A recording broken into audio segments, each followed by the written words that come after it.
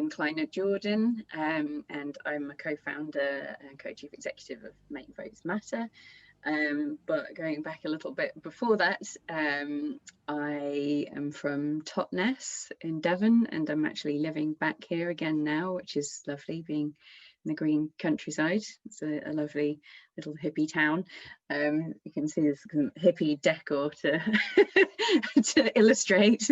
And who am I? I'm a daughter, a sister, I'm a partner, a mother, an animal, a human, a dancer, a creative, and an activist, and that's a really big one.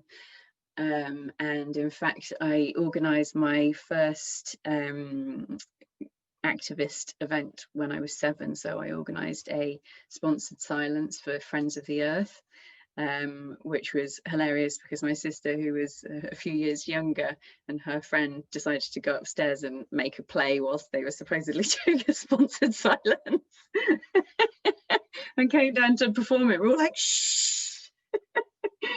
But we did raise some money for Friends of the Earth, which was great. And in fact, that's been one of my highlights at Make Votes Matter, which is that we actually got Friends of the Earth to join our alliance for equal votes. So yeah, it's kind of carried on into that.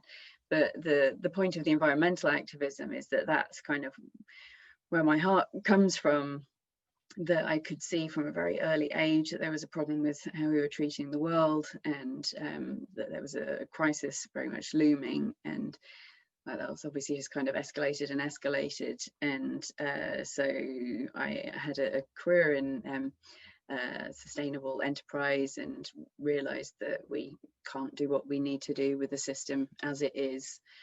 And so yeah, I was very averse to politics my whole life, because it looked like two groups of blokes shouting at each other, and a lot of it still is.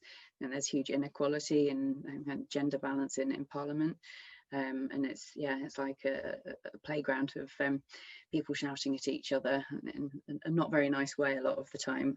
And there's much better work that happens in Parliament as well, but what a lot of people see is this kind of combative, aggressive nastiness, and it's really off-putting, and I think particularly for women. And so I didn't want anything to do with it at all. So I came to politics very reluctantly, and in fact I still don't think I'm actually working in politics. I'm working for democracy, which I think is a very different thing. Yeah, but I realized that we have to do something about it. So after kind of many years of having had the kind of deep realization that I needed to do something, and then trying to ignore it because it was too horrible and scary, I eventually came around to realizing that I not only needed to, I had to. And the 2015 general election was a tipping point for me, where I just thought, I can't sit and watch this anymore.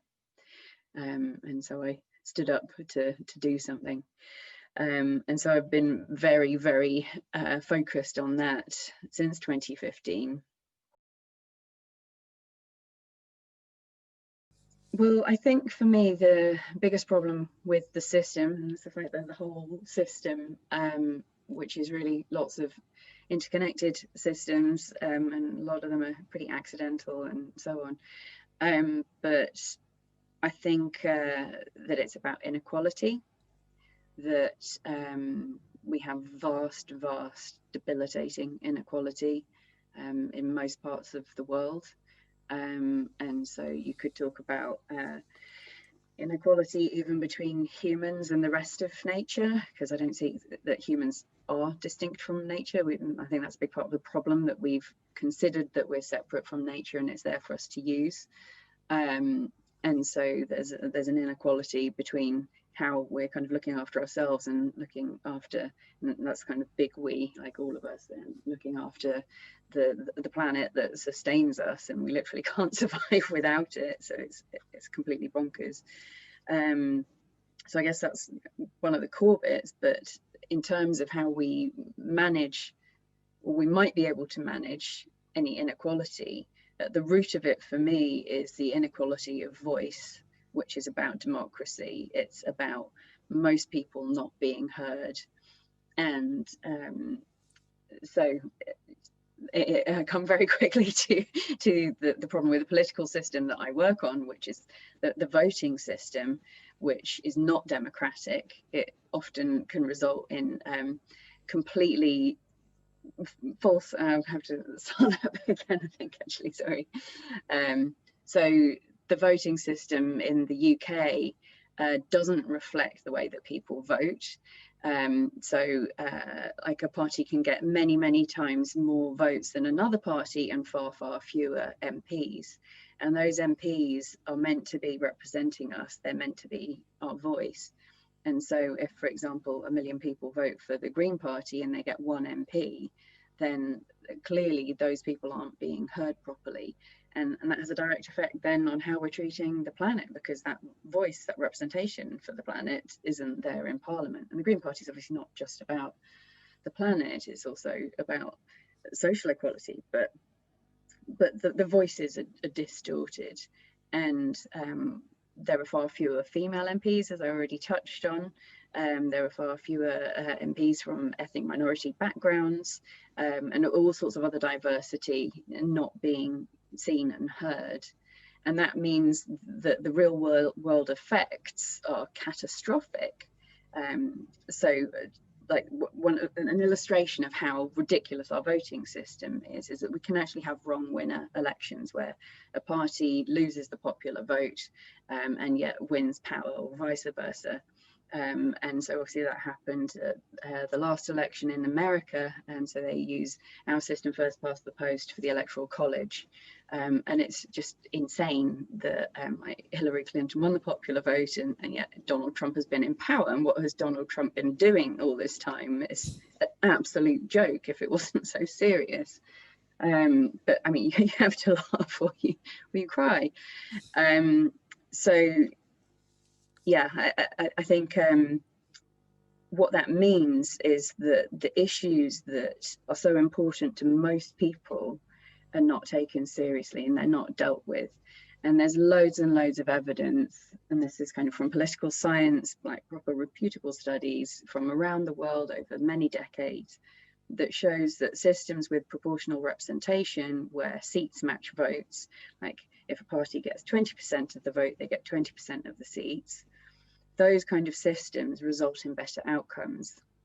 And so that's like social outcomes, economic outcomes, environmental outcomes, all sorts of outcomes. And so some specific examples would be that countries with PR, proportional representation, ratified the Kyoto Protocol quicker, and they take faster action on the climate crisis and have better environmental laws.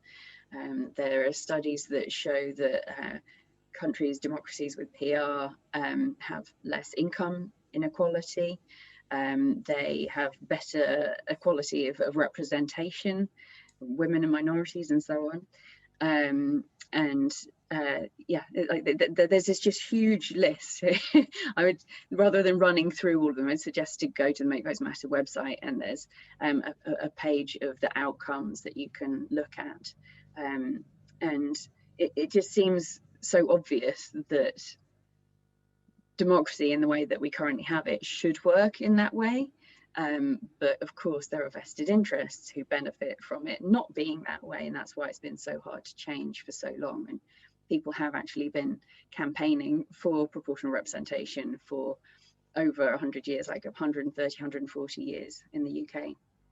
And in fact, first past the post is one of the most toxic exports of Great Britain.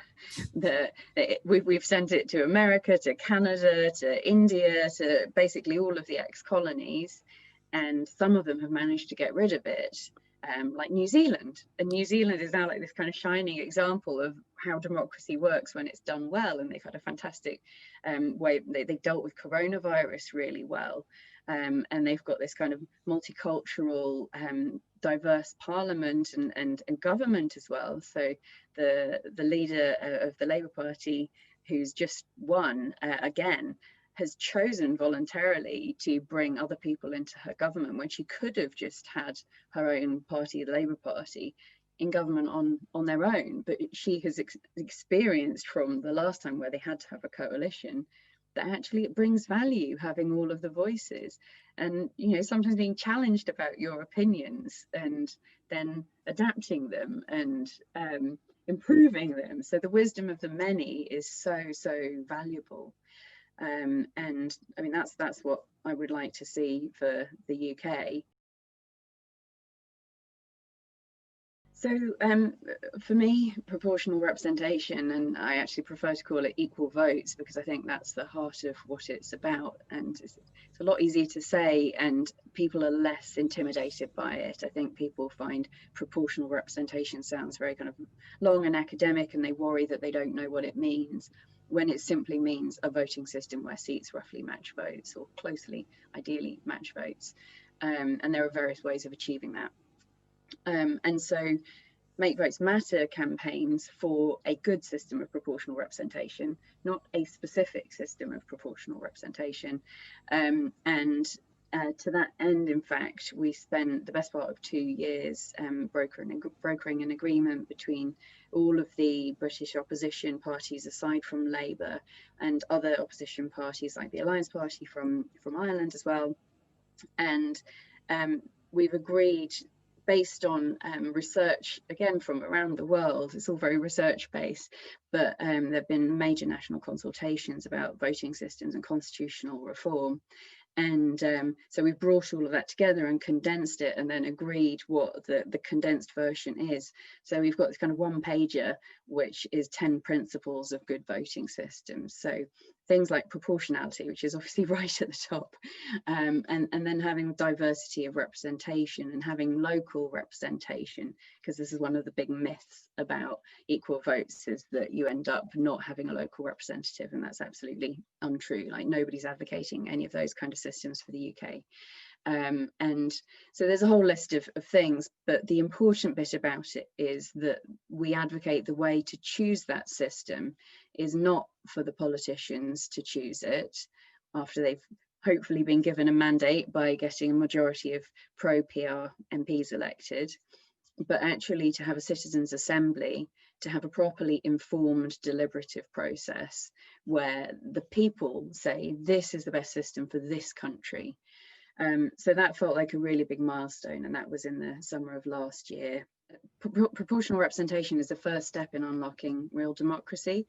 And for me, ideally where we would end up is something like liquid democracy. And that's actually where my path to this started, because I thought, oh, yuck, politics, awful. And then started looking into other types of democracy and learned about liquid. Well, actually, no.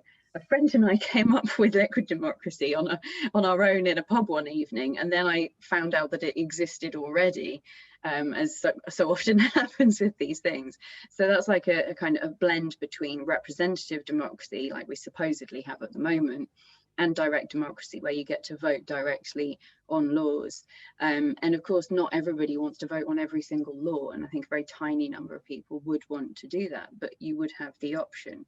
And because it's fluid, you can actually change your preferences for whether you're represented by a delegate or not, and you're representing yourself at any particular point in time. And of course, this involves more technology, but it can also be done in the real world. So for example, in Switzerland, they have lots of referendums, and they can be initiated by the people.